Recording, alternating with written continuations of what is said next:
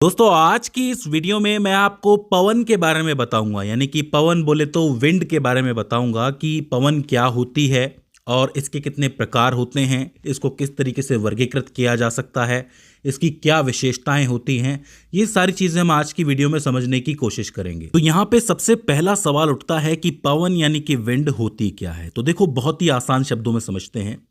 आप जहाँ पे भी बैठे हुए हो, आपके आसपास एक हवा फैली हुई है। आपके आसपास फैली हुई है, मेरे आसपास फैली हुई है, हर किसी के आसपास फैली हुई है पूरी पृथ्वी में। उस हवा को हम वायु कहते हैं और उस वायु में गति नहीं होती है। मतलब वो एक समान रूप से फैली हुई है और एक समान रूप से हर किसी के ऊपर दाब लगा रही है, दबाव लगा रही है, जिसे आप वायुमंडलीय दबाव या फिर एटमॉस्फेरिक प्रेशर कहते हो। बोलो, यहां तक बात समझ में आई कि नहीं?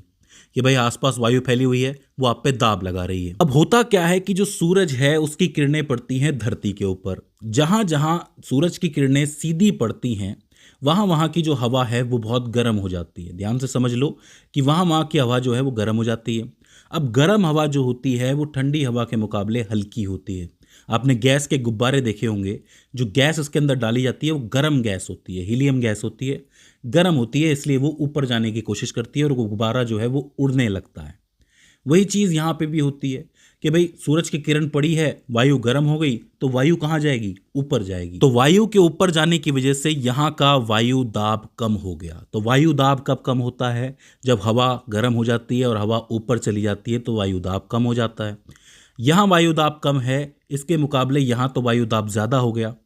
तो अब जहाँ वायु दाब ज़्यादा होता है वहाँ से हवा बहना शुरू करती है और उस तरफ जाती है जहाँ दाब कम हो। इसको और भी आसानी से समझ लो कि आपके पास दो टंकियाँ हैं। एक टंकी पूरी भरी पड़ी है, एक टंकी खाली है। बताओ दबाव किस में ज़्यादा है? भरी हुई टंकी के अंदर है। और दबाव किस में कम है? खाली टंकी के अंदर है। तो पानी जो है वो उच्च दाब से निम्न दाब की ओर जाएगा कि नहीं जाएगा? सिंपल सी बात है, सोचने वाली बात है। वही चीज़ वायु के साथ भी हो रही है कि एक जगह दाब कम हो गया तो वायु उस तरफ बह के चल पड़ेगी, मतलब उच्च दाब से निम्न दाब की ओर चल पड़ेगी। और इस वजह से वायु के अंदर गति आ जाती है। ध्यान से समझो कि वायु बहना शुरू कर रही है, वायु के अंदर गति आ गई और उस गतिमान वायु को ही आप क्या कहते हो? पवन कहते हो, विंड कहते हो। तो इसकी जो परिभाषा है वो क्या बनेगी पवन की? कि गतिमान वायु या फिर गतिशील वायु को ही पवन कहा जाता है, विंड कहा जाता है। अब ये जो वायु है वो दो तरीके से बह सकती है। एक तो ये क्षैतिज दिशा के अंदर बहे, कुछ इस तरीके से, कभी आगे की तरफ जाए, कभी पीछे की तरफ आए। ऐसी स्थिति में इसको पवन ही कहा जाएगा। और एक जब वो ऊर्ध्वाधर गति करने लगे, यानी कि ऊपर की तरफ जाए, तब आप उसको वायु धारा कहोगे, यानी कि एयर करंट कहोगे।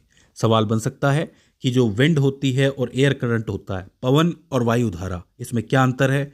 पवन जो है वो क्षैतिज चलती है और जो वायु धारा है वो ऊर्ध्वाधर चलती है। ये आपको याद रखना है। तो अब अगर एग्जाम में सवाल आए कि पवन चलने का कारण क्या होता है, तो आप क्या जवाब दोगे?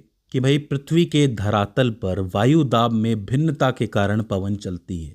अलग अलग वायु दाब अलग अलग जगह पे हो जाते हैं, तो उच्च दाब से वायु चलना शुरू करती है और निम्न दाब की तरफ जाती है। और इसी वजह से पूरा का पूरा परिसंचरण तंत्र बनता है। जो आप पूरे के पूरे पृथ्वी पर वायु चलते हुए देखते हो वो इसी कारण होता है।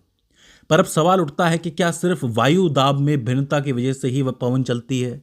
तो इसका जवाब है नहीं। एक और कारण है जिसकी वजह से पवन की दिशा बदलती है, और वो है कॉरियोलिस बल। अब इसका नाम आपने सुना होगा, कॉरियोलिस बल। देखो, मैं आपको कॉरियोलिस बल सिंपल भाषा में समझाने की कोशिश करता हूं।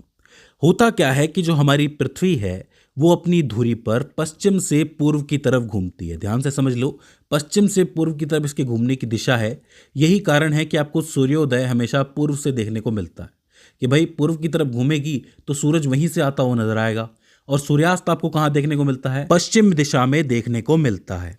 अब यहाँ पे ध्यान देने वाली बात यह है कि जब पृथ्वी घूमती है उसकी वजह से जो उत्तरी गोलार्ध में वायु जाती है, ध्यान से देखो कि ऊपर की तरफ वायु जा रही है, पृथ्वी के घूमने की वजह से इस वायु की दिशा भी घूम जाती है, यानी कि राइट साइड की तरफ घूम जाती है। यही चीज दक्षिणी गोलार्ध में भी होती है कि जो वायु है वो नीचे की तरफ, ध्रुव की तरफ जाने की कोशिश करती है, लेकिन पृथ्वी की गति की वजह से इसकी भी दिशा लेफ्ट साइड में घूम जाती है। तो इस बात को याद रखना कि उत्तरी गोलार्ध में जो वायु है वो राइट साइड की तरफ घूम जाती है और दक्षिणी गोलार्ध में जो वायु है वो लेफ्ट साइड की तरफ घूम जाती है। ये एक इंपॉर्टेंट पॉइंट है जिससे सवाल बन सकता है कि कोरियोलिस बल की वजह से जो वायु है उत्तरी गोलार्ध में किस दिशा में जाती है, राइट साइड की तरफ जाती है, और दक्षिणी गोलार्ध में किस तरफ जाती है, लेफ्ट साइड की तरफ जाती है। बार बार ध्यान से देखो, समझ में आ जाएगा। तो पृथ्वी पे पवन चलने के दो मुख्य कारण हो जाते हैं। एक तो वायु दाब में भिन्नता होती है, तो उच्च दाब से निम्न दाब की तरफ वायु चलने लगती है, पवन चलने लगती है। और एक कोरियोलिस बल की वजह से वायु जो है वो अपनी दिशा बदल देती है और वो गति करने लगती है। तो ये आपको याद रखना है। अब अगर हम पवनों के वर्गीकरण यानी क्लासिफिकेशन के बारे में बात करें तो पवनों को 3 तरीके से वर्गीकृत किया जा सकता है। एक होती है प्रचलित पवन, जिसको आप स्थायी पवन भी कहते हो। एक होती है मौसमी पवन या फिर सामयिक पवन, और एक होती है स्थानीय पवनें यानी कि किसी स्थान पे होने वाली पवनें। एक एक करके समझते हैं। सबसे पहले बात करते हैं प्रचलित पवनों के बारे में। सबसे पहले प्रचलित पवनों की बात करें तो ये वो पवनें होती हैं जो वर्ष भर एक निश्चित दिशा में प्रवाहित होती हैं, मतलब पूरा साल एक ही दिशा में बहती रहती हैं, एक ही तरीके से बहती रहती हैं, इसलिए इनको स्थायी पवन भी कहा जाता है।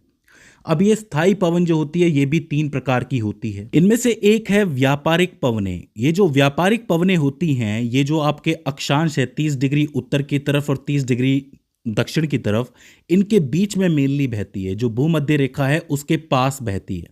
होता यह है कि उत्तरी गोलार्ध में ये जो है उत्तर पूर्व से शुरू होकर दक्षिण पश्चिम तक जाती हैं और दक्षिणी गोलार्ध में दक्षिण पूर्व से शुरू होकर उत्तर पश्चिम की ओर जाती है। दोनों ही स्थितियों में ये पूर्व से पश्चिम की ओर जाती है, इसलिए इसको पूर्वा पवन के नाम से भी जाना जाता है। आपने कई गानों के अंदर पूर्वा पवन का जो है नाम सुना होगा, वो यही पवन है, व्यापारिक पवन है। इसको व्यापारिक इसीलिए कहा जा रहा है क्योंकि पहले जो नावों के द्वारा व्यापार करने जाते थे लोग, वो इन्हीं पवनों के सहारे चलते थे, इन्हीं से उनको दिशाओं का पता चलता था और वो व्यापार कर लेते थे, इसलिए इनको व्यापारिक पवन कहा जाता है। ध्यान देने वाली बात है कि चूंकि ये भूमध्य रेखा के करीब हैं तो ज़्यादातर टाइम ये गर्म रहती हैं, शुष्क रहती हैं, इसलिए इनसे बारिश नहीं होती है। हाँ, अगर ये किसी महासागर या सागर को पार करती हैं तो वहाँ से आर्द्रता ज़रूर उठा लेती हैं, जिसको आप वाटर वेपर कहते हो, आर्द्रता उठा लेंगी। और चूंकि ये पूर्व से पश्चिम की तरफ बह रही हैं तो महाद्वीपों के पूर्वी साइड पर ये बरसात कर सकती है। याद रखना, सिर्फ पूर्वी साइड पर ये बरसात करती हैं, पश्चिमी साइड पर नहीं कर पाती हैं क्योंकि उनका सारा पानी खत्म हो जाता है। तो ये होती हैं व्यापारिक पवनें। इसके अलावा एक आती है पछुआ पवन। ये भी एक तरीके की स्थायी पवन है। ये जो पवनें हैं वो मुख्यतः उत्तरी और दक्षिणी गोलार्ध में 40 से लेके 65 डिग्री के अक्षांश के बीच में चलती हैं। ध्यान से समझ लो कि ये 40 डिग्री का अक्षांश है और ये 65 डिग्री का है, तो 40 से लेके 65 के बीच में बहती हैं, उत्तर में और दक्षिण में भी।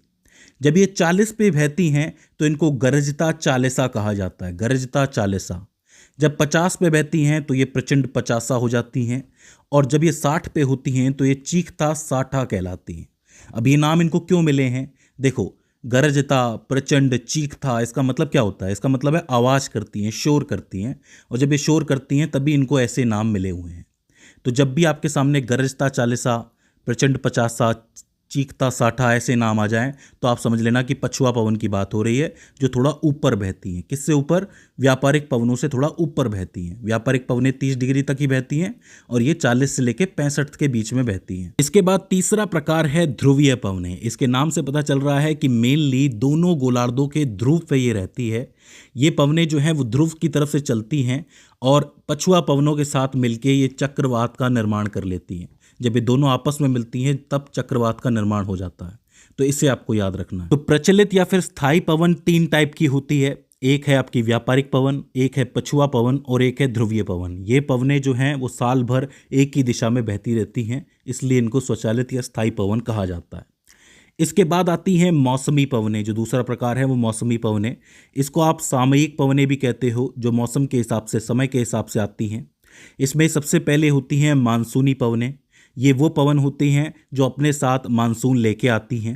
जैसे कि भारत में दक्षिण की ओर से मानसून आता है, जिसकी वजह से भारत में मानसून आता है यानी कि वर्षा ऋतु आती है। ये बात समझना जरूरी है कि ये जो पवने हैं, मानसूनी पवने, ये गर्मियों के दिनों में ये जो आपकी अक्षांश रेखाएं हैं, एक तो आपकी कर्क रेखा, एक मकर रेखा है, उन्हीं में से निकल के आती है। यहीं पे आपकी बहती है व्यापारिक पवने। तो व्यापारिक पवनों की पेटी में से निकल के आती हैं ये मानसूनी पवने, तो इन्हें आपको याद रखना है। इसी तरह एक आती है सागर समीर। सागर समीर क्या होता है कि जैसे जो सूरज है वो अपनी किरणों को सीधा धरती पे डालता है तो धरती बहुत जल्दी गर्म हो जाती है, खासकर लैंड वाला एरिया। उस लैंड वाले एरिया की जो हवा है वो ऊपर जाती है। अब जाहिर सी बात है कि यहाँ पे हवा कम हो गई है तो यहाँ पे दाब कम हो जाता है, और समुद्र में जो है हवा ठंडी है तो वहाँ से हवा बहती हुई आती है, और वही हवा जो है वो सागर समीर कहलाती है, यानी कि सागर से आने वाली हवा जो धरती की तरफ बढ़ती है। इसी तरीके से एक स्थल समीर होती है, इसी का उल्टा होता है। जब रात हो जाती है तो धरती ठंडी हो जाती है, धरती ठंडी हो जाती है तो वहाँ की हवा ठंडी हो जाती है। तो ये ठंडी हवा जो है वो समुद्र की ओर ट्रैवल करती है, मतलब उल्टा ट्रैवल करती है। दिन में तो ये समुद्र से स्थल पे आती है और रात में स्थल से समुद्र की ओर जाती हैं। अब स्थल से समुद्र की ओर जा रही हैं तो वो स्थल समीर कहलाएंगी, और समुद्र से स्थल की ओर आ रही हैं तो वो सागर समीर कहलाएंगी। तो ये होती हैं मौसमी पवनें, जो मौसम के आधार पर बदलती रहती हैं, इसलिए इनको मौसमी पवनें कहा जाता है। तो आपको दो पवनें समझ में आ गई, एक तो प्रचलित पवनें या फिर स्थायी पवन जो 3 टाइप की होती है, व्यापारिक, पछुआ और ध्रुवीय, और एक मौसमी पवन जो मौसम के आधार पर बदलती रहती है, जैसे कि सागर समीर, स्थल समीर या फिर मौसमी पवनें। अब आखिर में तीसरी जो पवन आती है वो है स्थानीय पवनें। स्थानीय पवन वो पवन होती है जो अलग अलग स्थान के हिसाब से होती है, क्योंकि आपको पता है कि पूरी धरती में कहीं पे पहाड़ हैं, कहीं पे पठार हैं, कहीं पे रेगिस्तान है, कहीं पे पानी है, कहीं पे सूखा है। इस वजह से हर स्थान की अपनी अपनी पवन होती है, उसे ही स्थानीय पवन कहा जाता है। मैं आपको बता दूं कि ये जो स्थानीय पवनें हैं अलग अलग तापमान की वजह से गर्म भी हो सकती हैं और ठंडी भी हो सकती हैं, लेकिन यहाँ पे ध्यान देने वाली बात है कि ज़्यादातर सवाल जो बनते हैं वो गर्म स्थानीय पवनों से बनते हैं, तो आपको गर्म स्थानीय पवनें याद रखने की ज़रूरत है। तो यहाँ मैं आपको एक सारणी दिखा रहा हूँ। इस सारणी में अलग अलग स्थानों में चलने वाली गर्म पवनें हैं, इन्हें आपको याद रखना है। जैसे कि सबसे पहले है चिनूक। चिनूक पवन जो है मेनली आपको अमेरिका में दक्षिणी कोलोराडो से लेके उत्तर में कनाडा के ब्रिटिश कोलंबिया तक बहती हुई नजर आएंगी से मेरा मतलब है वहीं पे ये बहती हैं, क्योंकि वहाँ पे रॉकी पर्वत श्रृंखला है तो ये पूर्वी ढाल की तरफ प्रभावित होती है। याद रखना ये बिल्कुल गर्म और शुष्क हवा होती है, तो इसे आपको याद रखना है। इसी तरह एक और पवन है फॉन। ये जो है स्विट्जरलैंड में मेनली बहती है और अल्प्स पर्वत के उत्तरी ढाल से प्रभावित होती है। ये हवा भी काफ़ी गर्म और शुष्क होती है। इसी तरीके से एक है सिरोको। सिरोको जो है मेनली सहारा रेगिस्तान में बहती है, जिसमें मिस्र, लीबिया, ट्यूनीशिया, इटली और स्पेन जैसे देश काफ़ी प्रभावित होते हैं। याद रखना ये भी बहुत गर्म हवा होती है और रेतीली हवा होती है, रेत उड़ती है इसके साथ, तो इसे आपको याद रखना है। इसी तरह एक आती है ब्लैक रोलर, जो कि उत्तरी अमेरिका के मैदानों में बहती है और ये भी काफ़ी गर्म और शुष्क हवा होती है।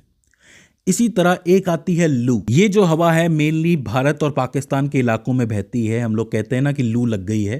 काफ़ी गर्म होती है और गर्मियों के सीज़न में बहती है, शुष्क होती है, आदमी को सुखा देती है पूरी तरीके से, तो इसे आपको याद रखना है। इसी तरीके से जापान में यामो हवा बहती है जो कि गर्म होती है। इसके अलावा मध्य अमेरिका में टेम्पोरल, अरब रेगिस्तान में सिमूम, ईरान में सामुन, मेसोपोटामिया में शामल, उत्तरी सूडान में हबूब। इस तरीके से ये सारी हवाएं आपको याद रखनी है। लगभग 18 तरीके की गर्म हवाएं हैं, गर्म स्थानीय पवनें हैं जो आपको याद रखनी है। ये सबके नाम मैंने आपको लिख दिए हैं और साथ ही जगह भी मैंने आपको लिख दी है। एक बार आप नज़र मार लेंगे तो आपको ज़रूर याद हो जाएंगी।